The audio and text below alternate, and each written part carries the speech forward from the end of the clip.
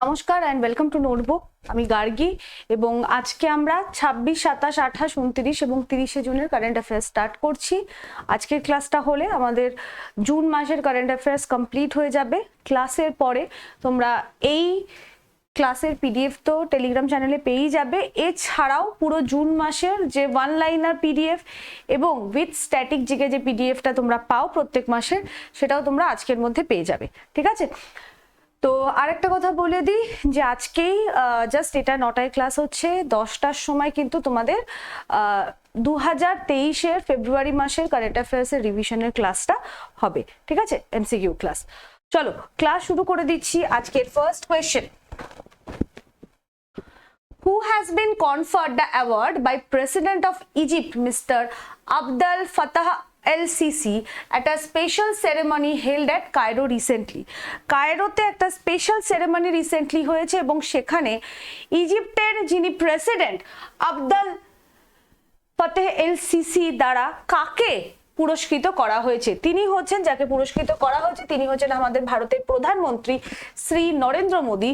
25শে June 2023-এ একটা special সেরেমনিতে উনি উপস্থিত ছিলেন এবং ওনাকে কিন্তু ইজিপ্টের যিনি প্রেসিডেন্ট উনি অর্ডার অফ দ্য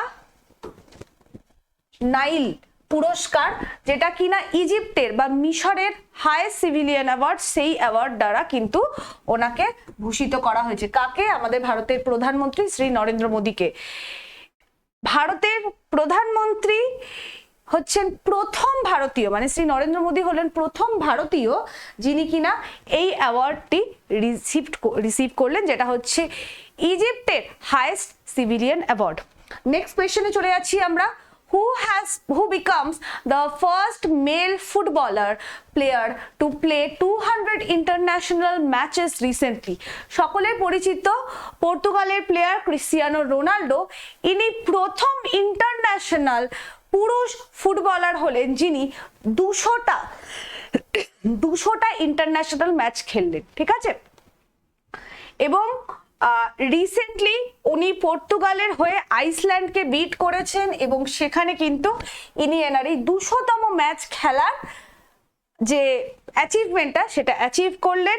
এবং 38 বছরের রোনাল্ডোকে কিন্তু রিসেন্টলি এই অ্যাচিভমেন্টের জন্য ওনার নাম গিনিস ওয়ার্ল্ড রেকর্ডসেরও কিন্তু ওনার নাম উঠেছে। তো বিগত প্রায় 20 বছর ধরে, 20 বছর আগে উনি যে ডেবিউটটা করেছিলেন, 20 বছর পরে ওনার 200তম ইন্টারন্যাশনাল ম্যাচ কিন্তু উনি খেললেন।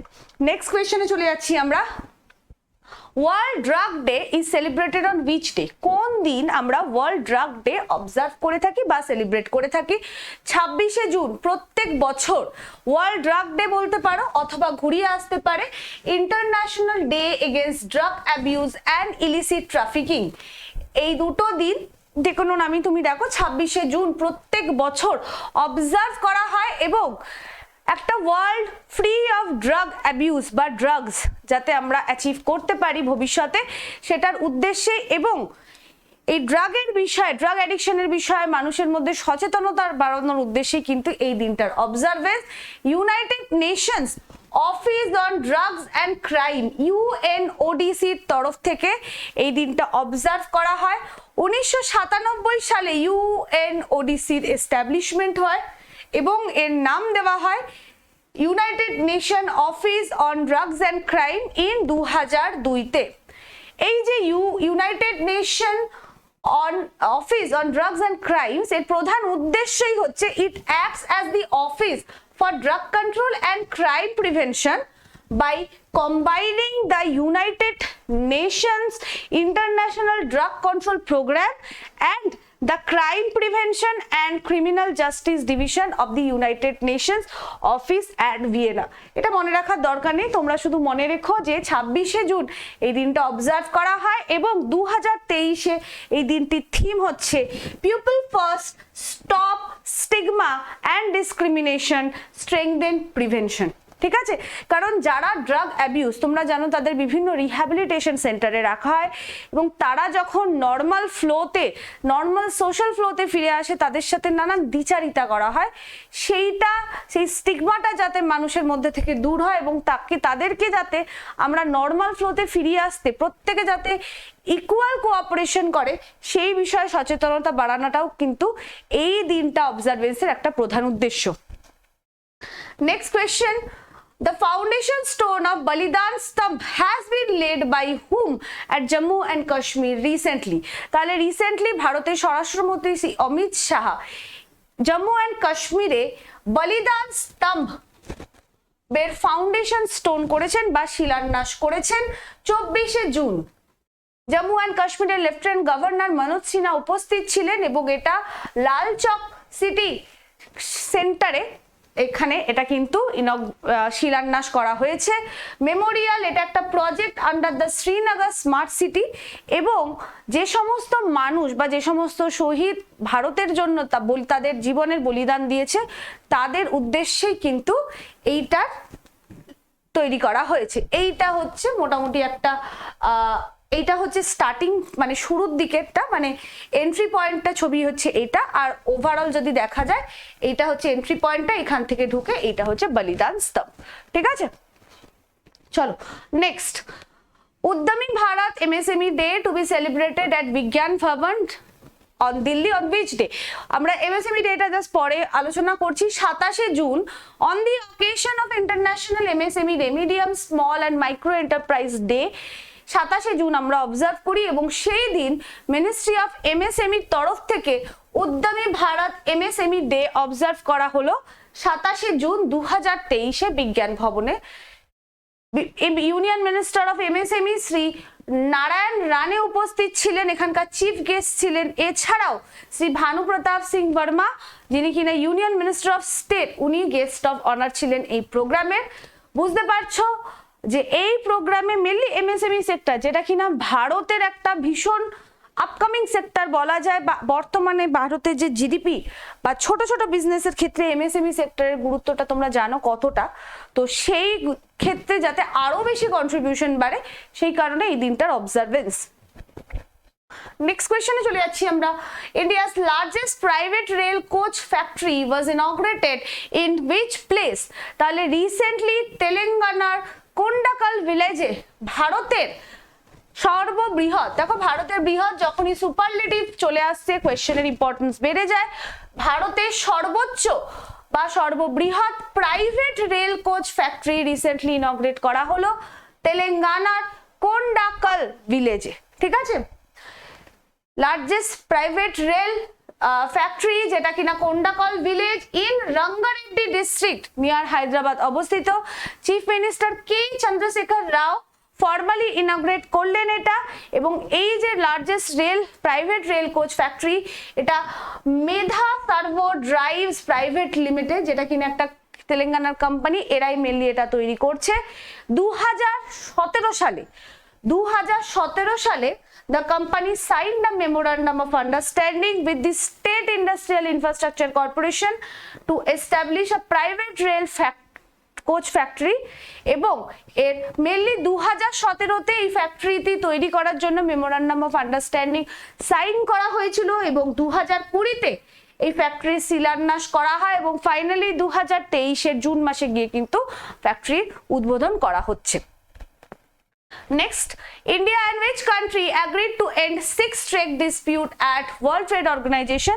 Just one liner হিসেবে মনে রাখো যে রিসেন্টলি তোমরা জানো ভারতের প্রধানমন্ত্রী ইউএস ভিজিটে গেছিলেন এবং সেখানে ইউএস এর যে প্রেসিডেন্ট ওনার সাথে একত্রিতভাবে রিসেন্টলি দুদেশ ডিসাইড করেছে যে বহু বছর ধরে যে 6টা ট্রেড ডিসপিউট ভারত এবং ইউএস এর মধ্যে ছিল সেটা কিন্তু রিসেন্টলি ওয়ার্ল্ড ট্রেড অর্গানাইজেশনে মিটিয়ে নেওয়া হবে। ঠিক আছে, মিটিয়ে নেওয়া হবে, জাস্ট এইটুকুনি মনে রাখো। নেক্সট কোয়েশ্চনে চলে যাচ্ছি আমরা। Which ministry has established Utprerak? Recently ministry of পাওয়ারের তরফ থেকে উৎপ্রেরক এস্টাবলিশ করা হচ্ছে। যদি আমরা উৎপ্রেরককে মানে এই উৎপ্রেরকের মেন কথাটায় আসি সেটা হচ্ছে উন্নত তকনিকি প্রদর্শন কেন্দ্র। উন্নত তকনিক তকনিকি প্রদর্শন কেন্দ্র। বেসিক্যালি এটা হচ্ছে মিনিস্ট্রি অফ পাওয়ারের তরফ থেকে একটা সেন্টার অফ এক্সেলেন্স তৈরি করা হচ্ছে পাওয়ার সেক্টরের ক্ষেত্রে। সেন্টার অফ এক্সেলেন্স তৈরি করা হচ্ছে পাওয়ার সেক্টরের ক্ষেত্রে, এবং এক্ষেত্রে যাতে বিভিন্নভাবে পাওয়ার সেক্টরের ক্ষেত্রে যাতে আরো বেশি ডেভেলপমেন্ট আনা যায়, নতুন নতুন টেকনোলজি যাতে পাওয়ার সেক্টরে ইনক্লুড করা যায়, সেই জন্য এই সেন্টার অফ এক্সেলেন্স যার নাম হচ্ছে উৎপ্রেরক বা উন্নত তকনিকি প্রদর্শন কেন্দ্র, এটা কিন্তু তৈরি করা হচ্ছে। India ranked which place in 2023 global competitiveness index. ভীষণ ইম্পর্টেন্ট প্রশ্ন। 2023 গ্লোবাল কম্পিটিটিভনেস ইন্ডেক্সের ক্ষেত্রে ভারতের গ্লোবাল কম্পিটিটিভনেস ইন্ডেক্সের ক্ষেত্রে ভারতের পজিশন কত? ভারতের পজিশন হচ্ছে 40th বা 40। যদিও ইন্ডিয়া তার যে পজিশন সেটা লাস্ট মানে 2022-এর যেটা ওনার তার পজিশন ছিল তার থেকে 3টে র্যাঙ্ক বেটার করেছে কান্ট্রি এবারে। গতবারে 43rd র্যাঙ্ক ছিল 2019-21-এ, এবং এবারে এটা 2023-এ এটা হচ্ছে 40তম। According to IMD's institute of management development, international institute for management ডেভেলপমেন্টের তরফ থেকে ম্যানেজমেন্ট ডেভেলপমেন্টের ওয়ার্ল্ড কম্পিটিটিভনেস সেন্টারের তরফ থেকে রিপোর্ট প্রত্যেকবার পেশ করা হয় গ্লোবাল কম্পিটিটিভনেস ইন্ডেক্স, এবং সেখানে মেনলি গভর্নমেন্টের এফিসিয়েন্সি চেক করা হয় যে কোন দেশ কম্পিটিটিভ ফিল্ডে কতটা এগিয়ে আছে, এবং সেখানে এবারে ভারতের পজিশন হচ্ছে 40th বা 40। ফার্স্ট পজিশনে আছে ডেনমার্ক, সেকেন্ড পজিশনে আছে আয়ারল্যান্ড, এবং থার্ড পজিশনে আছে সুইজারল্যান্ড। ঠিক আছে, কিছু কিছু ফ্যাক্টরের উপর বেস করে মেনলি এই কম্পিটিটিভনেসটা বিভিন্ন দেশের ডিসাইড করা হয়ে থাকে। ফ্যাক্টরস গুলো কি কি একটু আমরা দেখে নিই। World competitiveness index, IMD world competitiveness yearbook প্রথমবার পাবলিশ করা হয়েছিল 1989-এ, এবং এটা বেসিক্যালি প্রত্যেক বছর একটা অ্যানুয়াল কম্প্রিহেন্সিভ রিপোর্ট তৈরি করে। এর উদ্দেশ্য হচ্ছে it analyses and ranks countries according to how they manage their competencies to achieve long term value creation. কিছু কিছু ফ্যাক্টরের উপর বেস করে মেনলি এই কম্পিটিটিভনেস ইন্ডেক্স বিভিন্ন দেশের ডিসাইড করা হয়। 4টে মেইন ফ্যাক্টর: কোনো দেশের ইকোনমিক পারফরমেন্স কেমন, কোনো দেশের গভর্নমেন্ট এফিসিয়েন্সি কেমন, তার বিজনেস এফিসিয়েন্সি কেমন, এবং সেই দেশের ইনফ্রাস্ট্রাকচার কেমন। মেনলি এই 4টে ফ্যাক্টরের উপর বেস করে কিন্তু এই গ্লোবাল কম্পিটিটিভনেস ইন্ডেক্স তৈরি করে। Next, who approves USD 255.5 million loan to enhance technical education in India?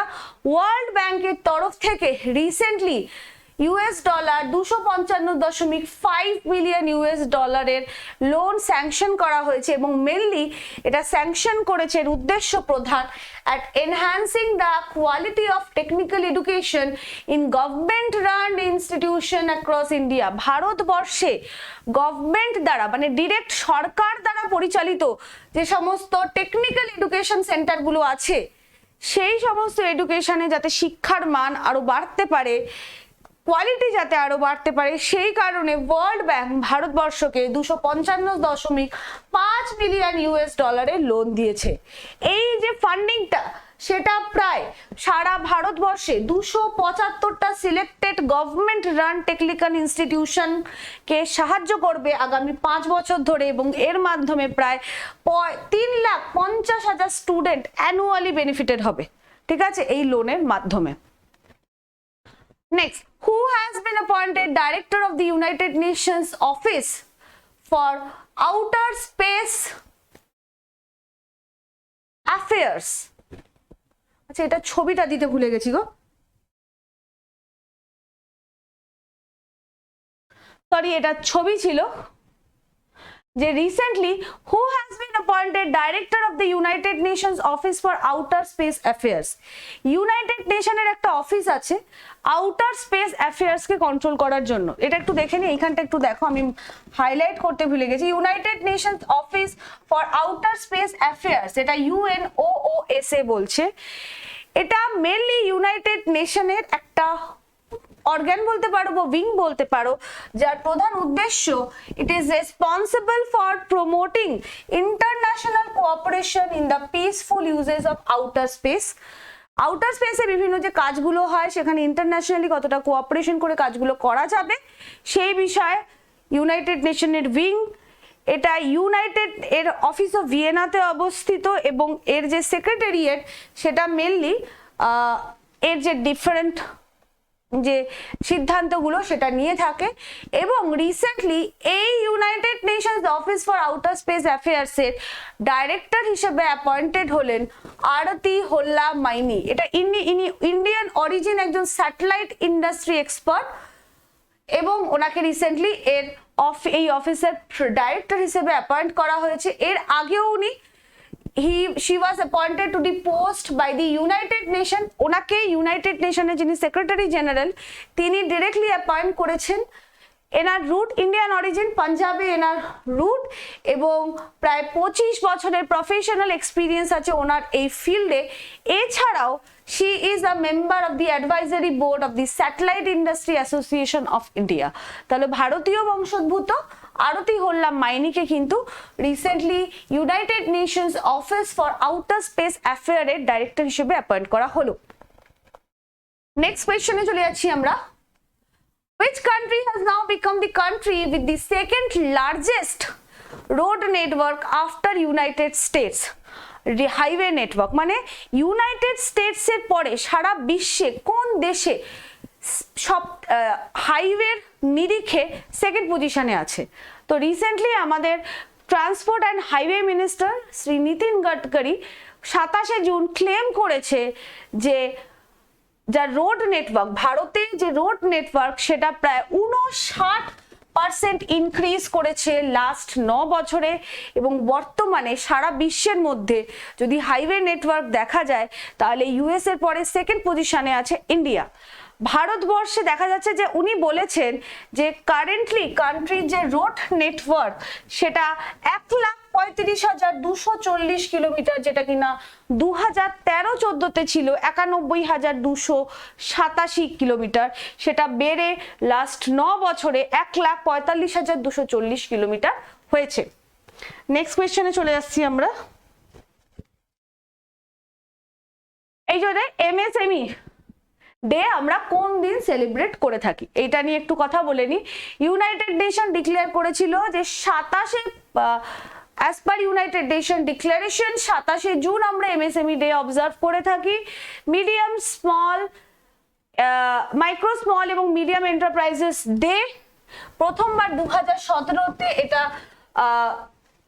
Celebration শুরু হয়েছিল এবং MSME সেক্টরের কতটা গুরুত্ব বিশেষ করে সাস্টেইনেবল ডেভেলপমেন্ট অ্যাচিভ করার জন্য সেইটা কিন্তু এখানে মেইনলি কন্ট্রিবিউশন কতটা যদি দেখি যে সারা ভারতবর্ষে MSME accounts for up to 90% of businesses.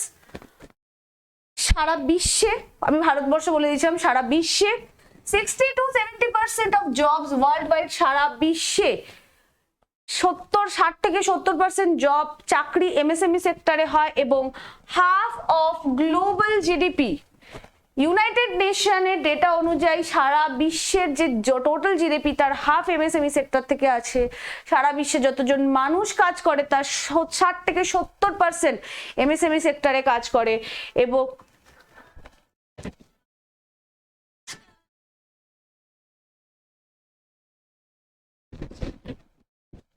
সারা বিশ্বে প্রায় 90% বিজনেস MSME সেক্টরের মাধ্যমেই হয়ে থাকে। MSMEs also play a crucial role ভারতের ইকোনমিক ডেভেলপমেন্টের ক্ষেত্রেও MSME খুব ক্রুশিয়াল রোল প্লে করে। Over 110 million people across 63 million businesses and contributing nearly 33% of the country's GDP। ভারতের ক্ষেত্রেও প্রায় 45% গুডস ম্যানুফ্যাকচার যেটা হয় সেটা প্রায় এমএসএমই সেক্টর থেকে হয় এবং ভারতের এক্সপোর্টের প্রায় 50% এমএসএমই সেক্টর থেকেই হয়ে থাকে। ঠিক আছে, এই দিনটা ইউনাইটেড নেশন জেনারেল অ্যাসেম্বলিতে প্রথম অবজার্ভ করার ঘোষণা করা হয়েছিল 6 এপ্রিল 2017 এবং তারপর থেকে এই দিনটা অবজারভেন্স শুরু হয়। 2023 সালের ওয়ার্ল্ড এমএসএমই ডে থিম হচ্ছে future ready MSMEs for India at 100। ঠিক আছে, এছাড়া তোমরা জানো যে এই দিন উদ্যমী ভারত এমএসএমই ডে অবজার্ভ করেছে, সেটা আমরা অলরেডি পড়ে ফেলেছি। নেক্সট কোয়েশ্চনে চলে যাচ্ছি আমরা।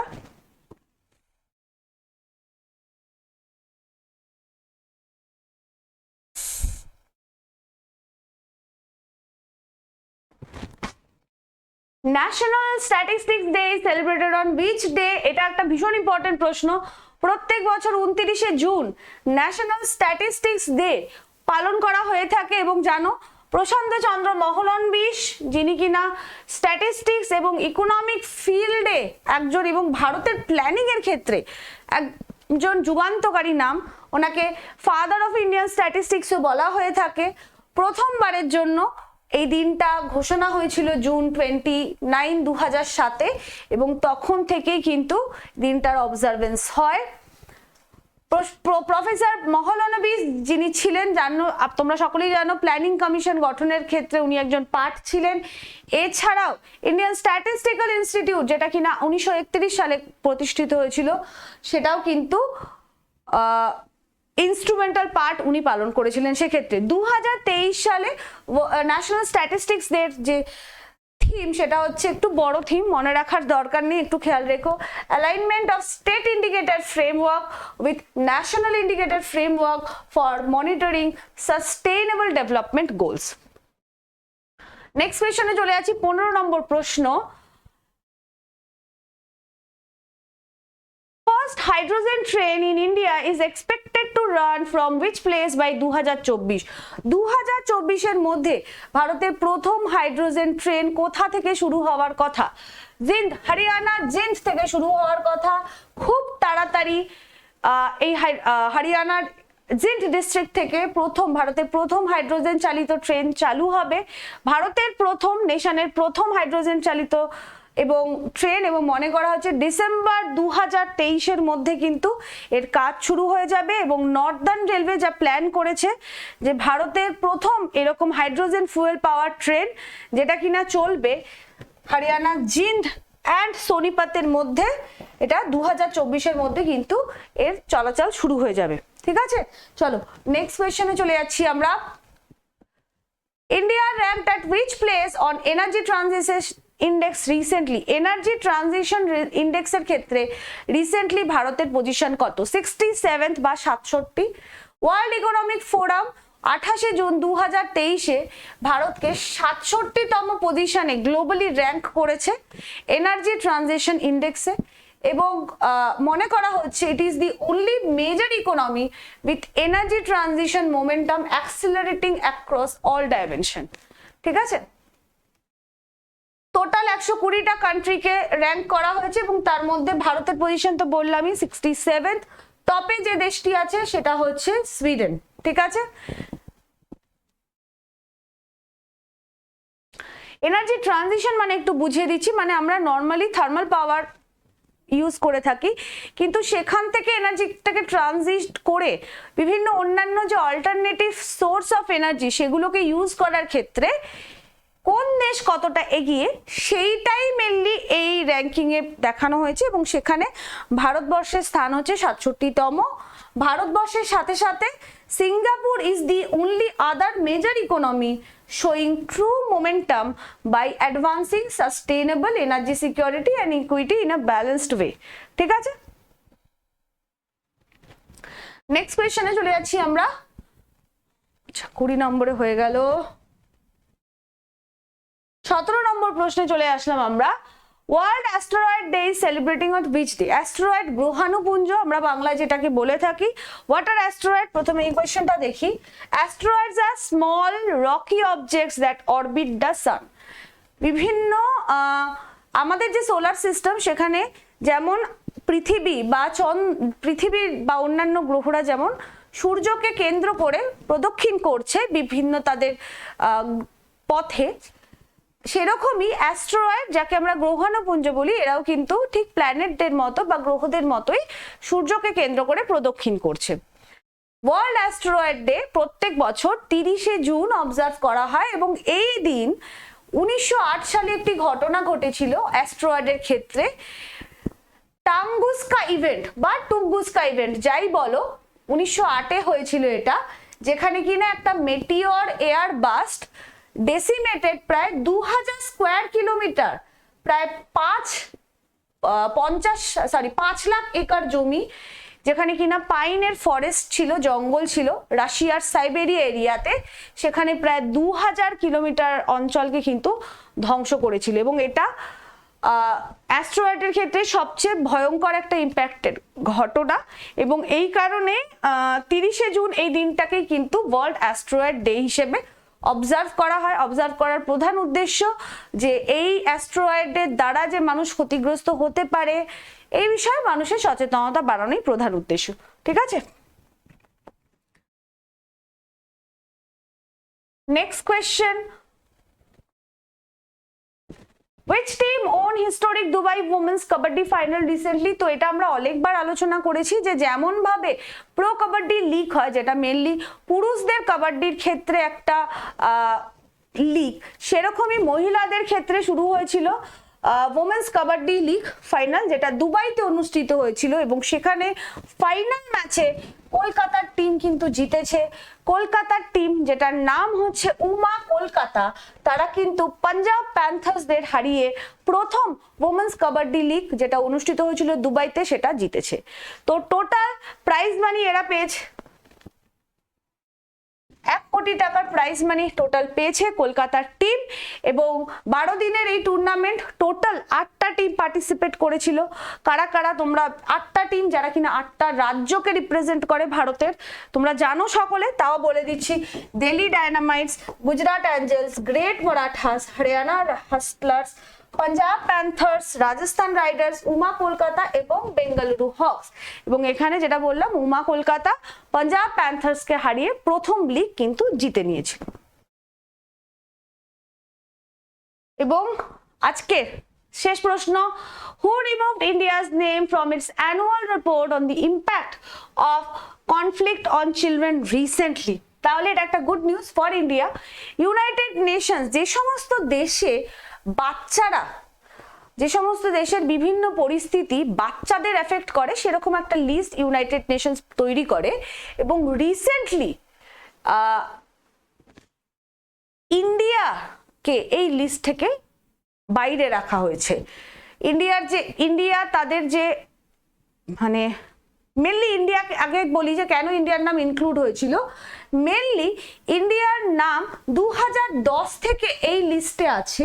এর প্রধান উদ্দেশ্য অন্যান্য দেশের সাথে, যেমন বার্কিন ফাসো, ক্যামেরন, লেক চাঁদ বেসিন, পাকিস্তান, ফিলিপিন্স, নাইজেরিয়া, এবং এর প্রধান হচ্ছে যে মনে করা হতো যে allegations of the recruitment of young boys by the armed groups of Jammu and Kashmir, ঠিক আছে, for the detainment of boys by the security forces on grounds of association with armed groups।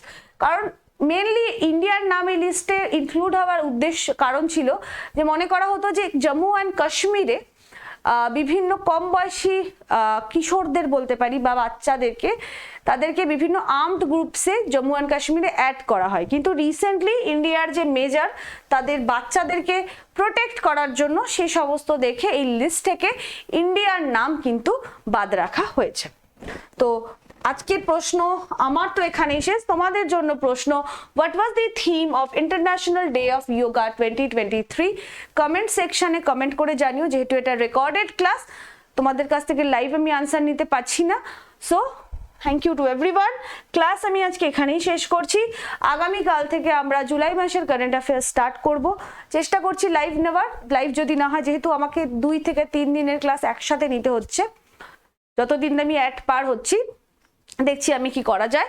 তো তোমরা অবশ্যই ক্লাসটার PDF তোমরা after class Telegram চ্যানেলে পেয়ে যাবে এবং হোল জুন মাসের স্ট্যাটিক উইথ স্ট্যাটিক জিকে এবং ওয়ান লাইনার পিডিএফও তোমরা আজকে পেয়ে যাবে।